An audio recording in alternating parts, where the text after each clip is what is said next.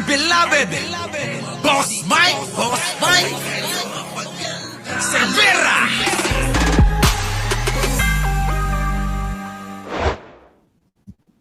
Eto na mga kababayan, nakikita nyo itong DDS na mataba. Tingnan nyo ho itsura mga kababayan, ha? Tingnan nyo, titigan nyo lang. Mukhang walang gagawing mas mabuti ito. Ang sabi, matagal na raw. Ayan. Nasaan ba yun? Nasaan ba yung bulldog? Ito. Yan. Nandito lang sa gilid, mga kababayan ko. Oo, ito hong matanda na ito, mga kababayan. Alam nyo na. Matanda na, wala pa rin pinagkatandaan talaga, mga kababayan. At ngayon, napahiya, oo. Kasi pumunta-punta ng norte, tapos abay piniplex, mga kababayan, yung pong mga proyekto dyan. Ngayon, mga kababayan, alamin natin kung bakit napahiya ito. Kasi mga kababayan, abay pinagmamalaki ng mga tatanga-tangang mga DDS, ano? Biruin nyo naman, mga kababayan ko, kung hindi ba naman bobo talaga ito, ang mga pinapakita ay panahon pa ni Digonyo. No? Di ba? Panahon pa ho ni Digonyo, mga kababayan, yung mga piniplex niya. Ayan, kita nyo, napahiya silang lahat. Nag-check ng isang flood control project. Ang sabi, matagal na raw at pinabayaan lang. So, chinek yung detalye. Nagsimula pala nung 2017. Ilang taon na yon. At ang may hawak, St. Gerard, alam naman natin na pagmamayari. Ngayon, mga kababayan ko, ayan maliwanag dyan, no? Ito ho yung tarpaulin. Ang may hawak po, mga kababayan, ay St. Gerard. Kung saan, mga kababayan, ay pag-aari po ito ng mga diskaya. At ang taon kung kailan ho nag-umpisa, mga kababayan ko, kitang-kita naman napakalaki ho ng petsa. Agosto 14, 2027 pa. Hindi. 2017, Boss Mike. Next year pa yung 2027. 2017, mga kababayan ko, ito po ay inumpisahan. At ang nakakuha ng kontrata, yung bata ho ni Bongo at ni Digong. Ano? Sino ho? Di yung mga diskaya at nagkakahalaga lang naman ng 80 milyong mahigit. Kulang-kulang kulang-kulang 100 milyon. Ngayon, mga kababayan ko, kita nyo, pero pinapalabas ho ng mga bobo, tatanga-tangang mga DDS, katulad ho ng matandang ito, tignan nyo, laki ng tiyan. Oo, mga kababayan, laki ng tiyan, tignan nyo, matanda na mga kababayan, hindi pa rin tatauhan. Ito ho, mga kababayan, yung mga masasabi natin na ang sapak sa ulo, mga kababayan, hanggang sa tumbong yan. Ibig ko sabihin, ang utak nito nasa tumbong.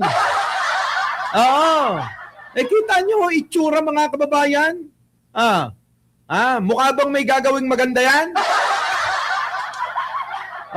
Mukhang bakla ito, pinagmamalaki pa. Sayang daw ang bayot, sabi rito. Siguro bayot siya. Alam nyo naman, mga kababayan ko, di ba? Itong ganitong klaseng tao, mga kababayan ko, ito ho, uulitin ko, yung mga taong walang magandang gagawin. Yung pong balitang ito, abay kinain ng mga kapwa DDS. Tama, mga kababayan ko? Abay pinagkalat na ganun daw ito, nagbida-bida yung bakla. Di ba? Nagbida-bida ho yung bakla. Ngayon, mga kababayan, napatunayan na yung po palang itong mga sira-sira at may mga problema ng mga proyekto dyan sa Ilocos Norte kung saan, mga kababayan, ay lugar po ni Pangulong Bongbong Marcos ay nung panahon pa pala ni Digong yung mga proyekto na yan at hindi pa rin natatapos. Kita nyo, mga kababayan, ng Pangulo, never po inuuna ang sarili. Inuuna yung iba bago yung lugar nila. Ganun po ang ugali ng Pangulo. Pero etong mga DDS ay minamasama. So, chinek yung detalye. Hmm. Nagsimula pala nung 2017. Ilang taon na yon. At ang may hawak, St. Gerard. Alam na O yan. 2017. Presidente si Digong, kauupo lang. Halos isang taon pa lang. Tapos po ang kontraktor, Diskaya, mga kababayan. Tapos bakit kailangang i-connecta kay Pangulo? Porke ba nasa kanyang lugar? Baka nakakalimutan nyo, makinig kayong lahat. Ang Pangulong Bongbong Marcos walang posisyon nung panahon na yan. Sipin yung maigi kung gaano kabobo yung mga DDS. Makabalita lang at makapanira. Nung panahon ng 2017, ang Pangulong Bongbong Marcos ho ay walang posisyon sa gobyerno. Busy yung kakaluto ng pinakbit para ihain sa lamesa kasama si First Lady. Sinubaybayan ko po yung pagbablog ni Pangulong Bongbong noong pong madaya siya sa eleksyon noong pong 2016 sa pagka-vice presidente, kung inyong naalala.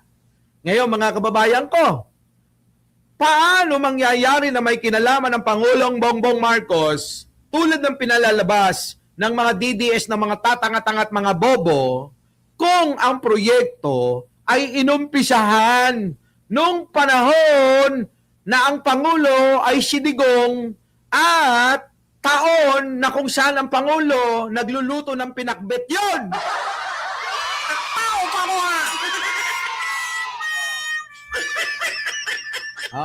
Nagets nyo, mga kababayan ko? Nagets nyo?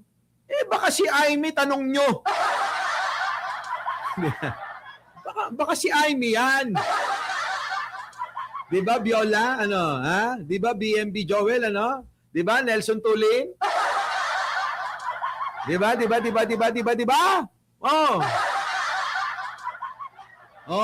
So, ang tama si Charlie Whiskey. Progress billing yan. Ang tanungin nyo dyan, ang DPWH, wag nyong agad-agad ibinibintang kay Pangulong Bongbong.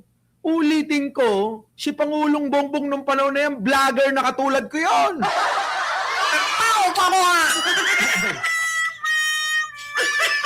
Diba? Baby Nunez thank you naman. Malaking bagay ito. Opo baho talaga DDS kang kalye may alam mo naman, 'di ba si Sara yung mawalang galang na po sa mga kumakain pwede ho bang mute muna. Bago ako magsalita, hindi ho ako tulad ni Sara, walang pasintabi. Pasintabi po sa mga kumakain na nanghalian naghahapunan. Katulad tulad na sinabi ni Baby Nunez, baho talaga ng DDS, kalye, may duta. Kasi mga kababayan tulad ni Sara, tae lang yung kayang i-vlog Di ba? Si Sara Duterte, tae lang yung kayang i-vlog. So ngayon, paano na ito? Paano na ito, mga kababayan ko? Siguro talagang tama, tanungin ng si Mark Villar dito na tahimik lang at tanungin din kung sino yung mga nanunungkulan nung panahon na yan, diyan po sa lugar na yan. Diba? Tuloy. man natin na pagmamayari ito ng mga Diskaya. Fast forward ngayon, andito pa rin. So kung ganito, talaga bang ngayon ang may kasalanan? O ito na yung pamana ng mga nagdesisyon nun? Yan mga kababayan. Ito ho yung mga minana na mga problema ni Pangulong Bongbong Marcos at ngayong panahon niya, mga kababayan, itong ginagawa netong mga baboy na to. Tignan nyo naman, mga kababayan, ng itsura. Pangit talaga ng mga DDS, Di naman ho sa pamimintas. Real talk lang. Ito naman yung mga gusto nyo kasi. Itong mga balita na to. Siyempre, matutuwa na si Marjorie dito. Naku, mga kababayan ko, pasok! Ako po si Bril Montalvo ng News 5. Nandito tayo ngayon sa isang bahay sa Barangay Kabantian, Davao City, kung saan ito ngang bahay na ito ay imbakan or bodega umano ng mga illegal na droga. So, kita nyo, Davao City, mga kababayan. isang bahay na tagpuan na imbakan ng mga illegal na droga. Baste. Di ba gusto mong maging presidente? Baste. Gusto mong maging presidente. Ayaw mo sa droga. Pero lahat na lang ng binabalita ko rito araw-araw halos. Droga, sangkot ang Davao City. Mag-explain ka, Baste, bakit ganito? Lagi na lang ang droga nasa lugar mo. Droga dito, droga doon, drogo dyan. Nako! Tapos gusto mo pang maging presidente kasi si Sara may impeach ng mga May impeach na si Sara eh. Tuloy. Kaninang madaling araw, mga pasado alas 4, ay pinasok ng mga tauhan ng National Bureau of Investigation na Region 11 ito nga bahay dito sa loob kasi may nagsumbong sa kanila na yun nga ang bahay na ito is may mga nakatago na mga illegal na droga sa loob. Alaka mga kababayan ko, paano na kaya ito? Baka mamaya naman may kinalaman si Bastian kasi bakit hindi na nasusugpo ang droga sa Davao? At kanina, nang pasukin ito ng mga tauhan ng NBI, ay tumambad sa kanila ang mga illegal na droga kagaya ng shabu, marijuana. Shabu, marijuana, ay naku, grabe! At mga vape na may substance ng illegal na droga. Halaka, pati vape, ginawa na nila ng mga kababayan, illegal na droga. Hinalo na nila yung mga sinisip-sip, sinisinghot, ay droga na. Oo, hindi na ordinaryong vape. Grabe. Oo, mga kababayan ko. Nakakaawa naman yung mga kababayan natin sa Davao. Davao City, pinamumugaran ng mga illegal na droga. Alam nga naman, nakasalanan na naman ni Pangulong Bongbong Marcos yung Baste, lalawigan mo yung hayop ka. Diba? Biruin ninyo mga kababayan, lugar ni Baste, lugar ng mga Duterte yan. Akala ko ba'y kinakatakutan kayo dyan? Akala ko ba takot ang mga residente, takot ang mga tao dyan sa mga Duterte, kaya bawal gumawa ng kahit na anong mga illegal.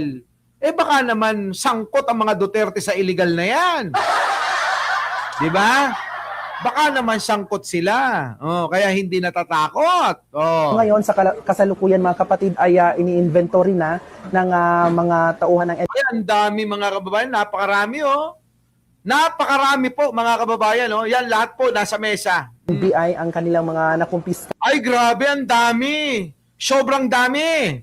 Na mga illegal na droga at mga illegal na mga paraphernalia. Ayan, so mamaya, abangan nyo sa Frontline na Pilipinas Weekend, 5:30 to 6 in the afternoon. Ang buong detalye, hindi... abangan nyo mga kababayan, ang Davao pinamumugaran ng droga. Our beloved Boss Mike Cervera.